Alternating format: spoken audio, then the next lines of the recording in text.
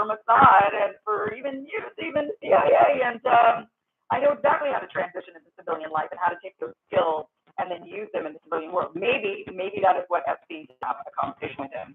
But she says, this Tammy Kupperman-Thorpe, the spokeswoman for the CIA, she says they had no relationship. However, the Wall Street Journal reports that a lunch was planned that August at the office of law firm Steptoe and Johnson in Washington. And Epstein scheduled 2 evening appointments that September with Mr. Burns at his townhouse. And after one of the scheduled meetings, Epstein planned for his driver to take Mr. Burns to the airport. So he clearly had somewhat of a personal relationship if he was meeting him, and even meeting him at his home. You don't typically get invited to somebody's home if you don't have a personal relationship with them. That's just kind of my thinking. But now I do want to mention that some of the people that were involved that had met with Epstein, there was one, Helen Fisher. Now, Helen Fisher is actually a well-known sort of like sex and relationship therapist. And she says that when she went to Epstein's house, that one thing that really stood out to her was that there was a bunch of, actually, I'm not sure if she went to his house. Let me just make sure. She said that she visited with him. Helen Fisher is an anthropologist who studies romantic love and attachment. Like I said, she's a sex and relationship therapist. But she had lunch with Epstein in January 2016 to discuss her work. Dr. Fisher said that after the lunch, Epstein invited her to speak with his staff. And then in filed, she said, 6 young women, all of them good looking, all of them young. She said that Epstein never funded her work, and they weren't friends, and they didn't stay in touch, that I didn't have anything to do with Jeffrey Epstein, but I remembered it because of his spectacular house, so she didn't get invited to his home, and because of 6 young women that were trotted on in. So maybe, okay, look, let's give people the benefit of the doubt. Maybe you don't have to be friends with Jeffrey Epstein to get an invite to his home. I would think you've been invited numerous times to his home, perhaps, but maybe he conducted all of his business at home. And that would actually line up because many of us suspect that Jeffrey Epstein was peddling influence, that he was gaining blackmail on people, that he was using his connections, the blackmail that he had in order to facilitate and peddle influence, in order to get things out of leaders, out of people of power, to get the things that were needed and wanted. And if you remember Bill Gates, one of the stories, the salacious stories that came out around about Bill Gates was that he was meeting with Epstein, and one of the reasons he wanted to meet with him was so that Epstein could help him get a Nobel Prize. Now again, why would Epstein be able to help you get a Nobel Prize if Epstein wasn't somehow connected in a way that was very much other than just being a financial advisor, somehow having influence over people, sectors, countries, leaders? Why would you have that kind of influence? Because maybe you have blackmail on them. And so you can get things and you can start to connect people by when you've got a file of information that makes it to where those people will do what you want them to do or else, right? So this is all still, it's all starting to connect into that. Like, why would he have all of these connections? Moving on with the list, Catherine Rumler, she was a White House counsel after President Barack Obama, had dozens of meetings with Epstein in the years after her White House service and before she became a top lawyer at Goldman Sachs. She's now a top lawyer at Goldman Sachs. In 2020, Epstein planned for her to join a 2015 trip to Paris and a 2017 visit to Epstein's private island in the Caribbean. So she was invited, interestingly. Ms. Rumler had a professional relationship with Epstein in connection with her role at law firm Latham and Watkins and didn't travel with him, says the spokesperson from Goldman Sachs. Epstein introduced her to potential legal clients such as Microsoft, a co-founder Bill Gates, the spokesman said. And she said, I regret ever knowing Jeffrey Epstein. Epstein also connected, according to the Wall Street Journal, when they were looking through the calendar, he connected her to Ariane de Rothschild, who is now chief executive of the Swiss private bank Edmond de Rothschild Group. The bank hired Ms. Rumler's law firm, Latham and Watkins, after the introduction to help with U.S. regulatory matters, according to the bank and Goldman spokesman. So now we've got a Rothschild involved. So how was Ariane de Rothschild connected to Epstein? Well, she is one who married into the famous banking family, and she had more than a dozen meetings with Jeffrey Epstein. According to the Wall Street Journal. he sought her help with staffing and furnishings as well. So this is where it gets a little weird. He at one point emailed her asking if she could help him find an assistant, and he wanted, of course, female, multilingual, organized, is what he asked for, and she said, I'll look around. One of Epstein's scheduled meetings with Rothschild in January of 2014 included another one of his regular guests. So here's another big name, Joshua Cooper Ramo, then co-chief executive of Harry Kissinger's corporate consulting firm. So getting all these big names in here, right? A lot of big names. And Jeffrey Epstein, supposedly just a financial advisor to Lex Wexner. That was it. And it's this list of names is lending to suspicions that that's not just what he was, but in fact, this is sort of verifying and corroborating the idea that Jeffrey Epstein was actually working in a much larger capacity, perhaps for an intelligence agency, perhaps for Mossad, perhaps even for the CIA, perhaps a double agent, or perhaps he was a civilian and that he at one point used to work for those intelligence agencies, but he's learned to take his skills and blackmail people in positions of power by getting them on tape, doing very nefarious things with very, very young girls at his home and on his island. Now let's get to some more juicy names on the list. Israeli Prime Minister, so former Prime Minister Ehud Barak,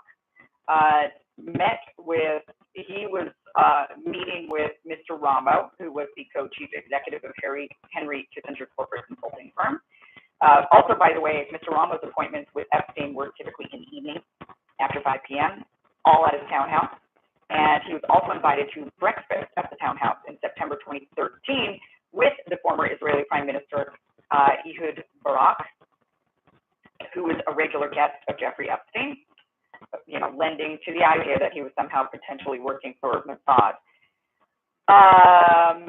Getting to a juicy name on the list that a lot of people are talking about, this Israeli Prime Minister Ehud Barak, which I'm probably not saying his name right, I apologize for that. He met with, facilitated by Jeffrey Epstein, Noam Chomsky. Noam Chomsky's name is added up on this list. He is a professor, author, political activist. He was scheduled to fly with Epstein at dinner at Epstein's townhouse in 2015. Chomsky has said that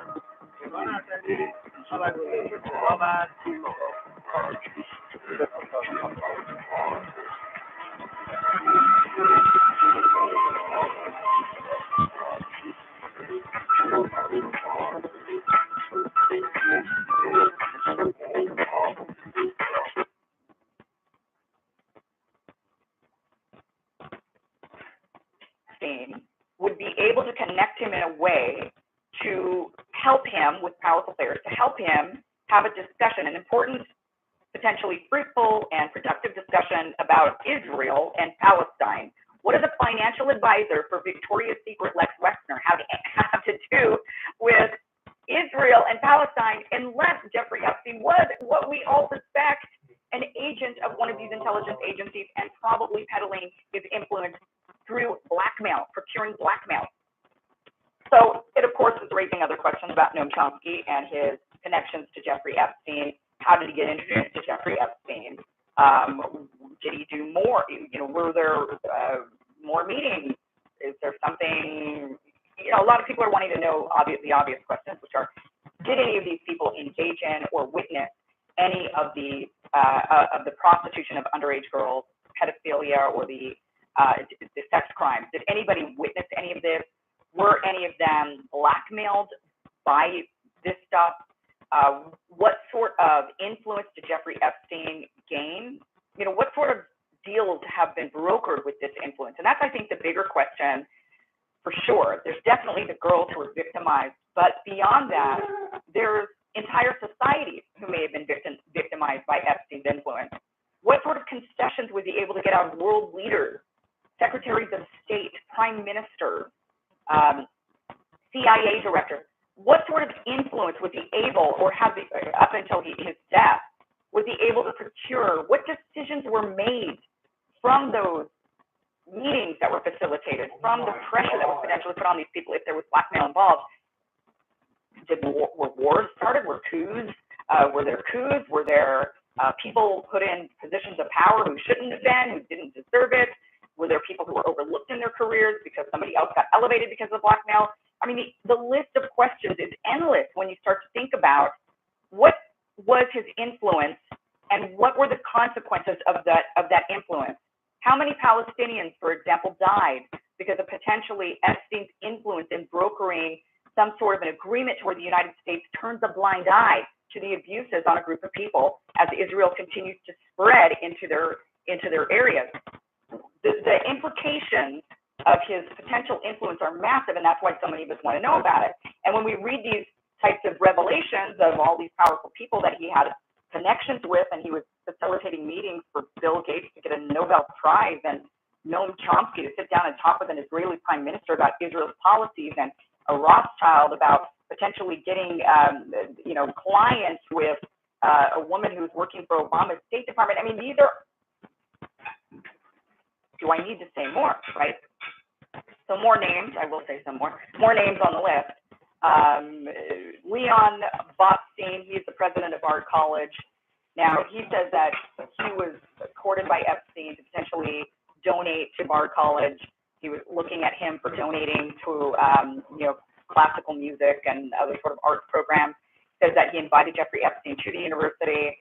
Jeffrey Epstein brought with him a bunch of young girls and he gave him a tour and whatnot. And that Leon had numerous discussions with Jeffrey Epstein at his home, that he tried to facilitate some fundraising. And Leon basically said, in the end, the fundraising was unfruitful. I wasn't able to get any sort of fundraising from him, and I just got the feeling that he was leading us on. He said that Jeffrey Epstein displayed himself as this wealthy billionaire who was potentially going to be very charitable to the university, and ultimately Leon Botstein says that that wasn't really truly the case.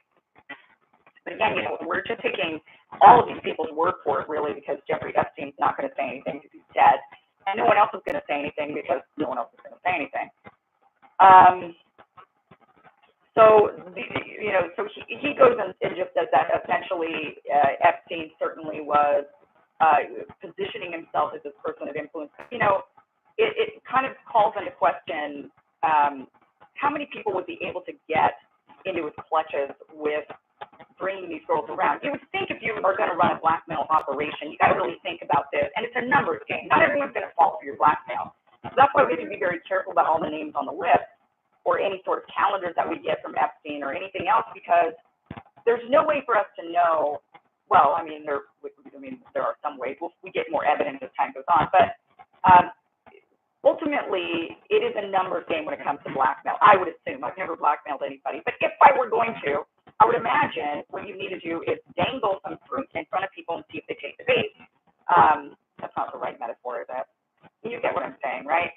So not everybody's going to do it. I don't know what the number is. I don't know how many people do you need to dangle young girls in front of before one of them finally looks at the young girl in a way that you're thinking, okay, I can now trap this person and blackmail this person. I don't know how many times you got to do that. And not only that, but that's probably not the only game you've got. If you're Jeffrey Epstein, you're also trying to get influence from others by saying, I can make a favor happen for you.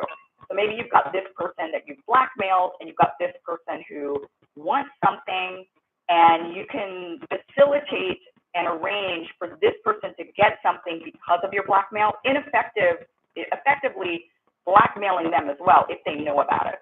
So if they know they're getting something they don't deserve because of your connection, because you've got some dirt on somebody, that you've now blackmailed them essentially. If they're getting a position of power, if they're gaining some sort of they're getting some sort of advancement, they're becoming like, a top lawyer at Goldman Sachs, or they're becoming CIA director or something along those lines, you now have something on them because you gave them something they didn't really deserve, and if that's exposed, they could potentially lose that position.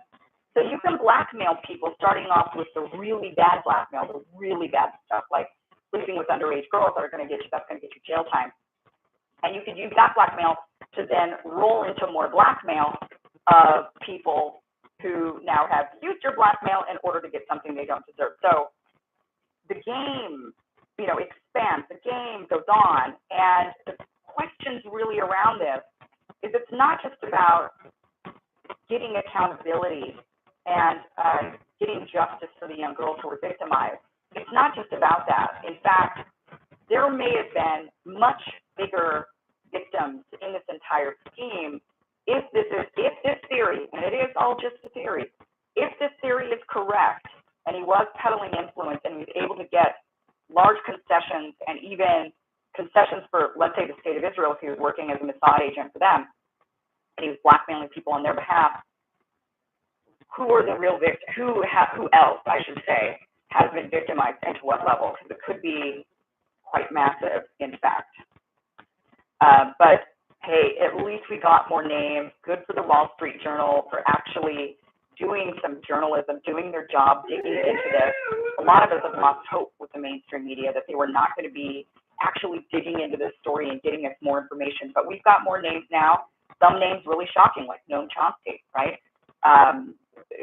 You don't really want to see that name on the list, and I'm sure you don't want to end up with your name on the list. But nonetheless, good for Wall Street Journal for actually doing this, and let's hope that as time goes on, we actually get more information because more journalists will actually do their job. Let's hope. All right, this weekend was the White House Correspondents' Dinner, and this is when the press gets to roast the president and the president gets to roast the press. Well, Biden gave a speech about journalism not being a crime, yet he failed to mention Julian Assange. Watch this. The free press is a pillar, maybe the pillar of free society, not the enemy. Thomas Jefferson wrote, you all know this quote, Thomas Jefferson wrote, we're left to me to decide whether we should have a government without newspapers or newspapers without a government. I should not hesitate to prefer the latter. Devin, Paris, Ella, Mikhail, and Sister Danielle, as I've told you in person, we, not just me, we all stand with you. Evan went to report in Russia to shed light on the darkness that you all escaped from years ago. Absolute courage. A handwritten letter from prison to his family, Evan wrote, quote, I am not losing hope. In an interview, his mom Ella said, one of the American qualities that we absorb is to be optimistic. That's where we stand right now. For the entire family, everyone in this hall stands with you. We're working every day to secure his release. Looking at opportunities and tools to bring him home. Tonight, our message is this. Journalism is not a crime. Evan and Arthur should be released immediately, along with every other American held hostage or wrongfully detained abroad.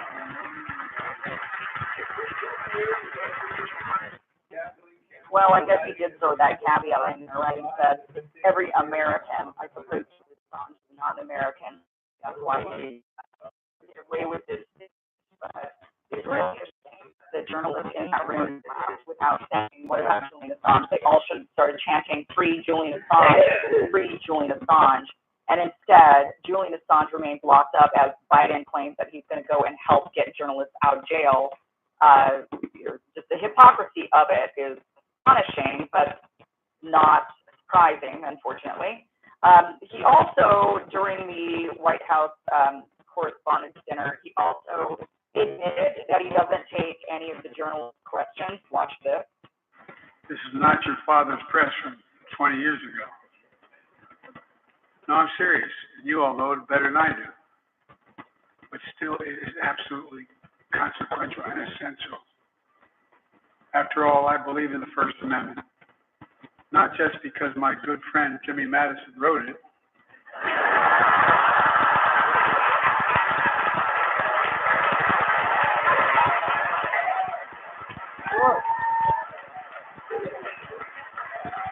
In a lot of ways, this dinner sums up my first 2 years in office. I'll talk for 10, take 0 questions, and we walk away.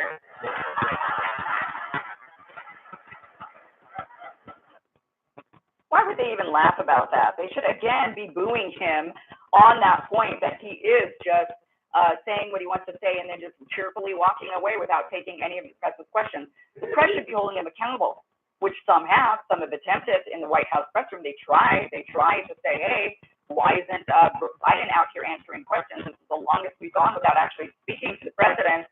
And it just gets shoved off as, yeah, because he can't take questions. They're shielding him. They're hiding him away, just like they did during the election in 2020, where they hid him in a basement. They basically hide him in the basement, away from journalists who would actually ask him real questions, journalists who would hold his feet to the fire. That is the job of the news business. But instead, they just, act like lackeys. They now are fully propaganda. They just, they censor for the regime.